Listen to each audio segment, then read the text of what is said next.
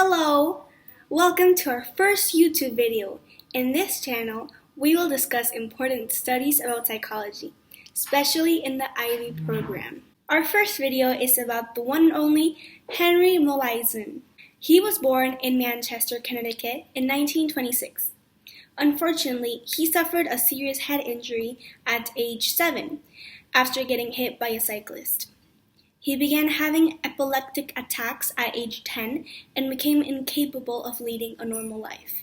At age 27, William Scoville performed an experimental surgery on him by removing tissue from the medial temporal lobe, including the hippocampus on both sides of the brain. Later, Brenda Milner, neuropsychologist, studied H.M. until his death. That's why we reference the study as H.M. Milner Study. When some time had passed after the experimental surgery, H.M.'s retrograde amnesia, lack of memory before operation, diminished. However, he suffered from anterograde amnesia, which means that he lacked memory after the operation. The aim of this study was to better understand the effects that the surgery had had on patient H.M.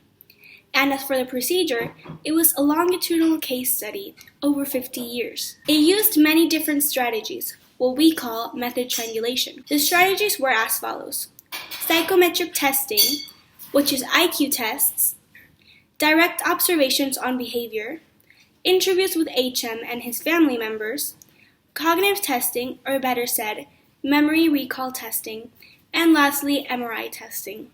The results are the following. HM could not acquire new episodic knowledge, meaning that he had no memory of events. Neither could he acquire new semantic knowledge, which is general knowledge about the world. He was, however, able to form cognitive maps, had capacity for working memory that requires a minimal level of retention, and had procedural memories, meaning he has memories in the form of motor skills. He could also improve performance skills, but could not remember having these skills. Therefore, we can conclude that the hippocampus plays a critical role in converting memories of experiences from short-term to long-term, that short-term memory is not stored in the hippocampus, and that implicit memory contains several stores. Before we end the video, we want to evaluate the study.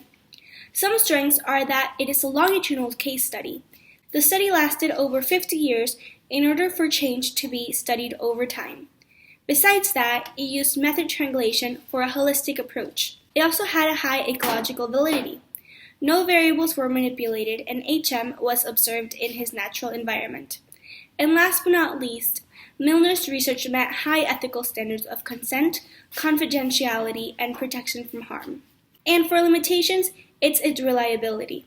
The study cannot be easily replicated. However, there are several case studies of patients like HM, for example, Clive Waring, which confirmed the findings. Finally, its validity. Part of the study was retrospective in nature, meaning there is little data on HM's actual cognitive abilities before the accident. Well, that's all for today. Thank you all so much for watching, and please stay tuned.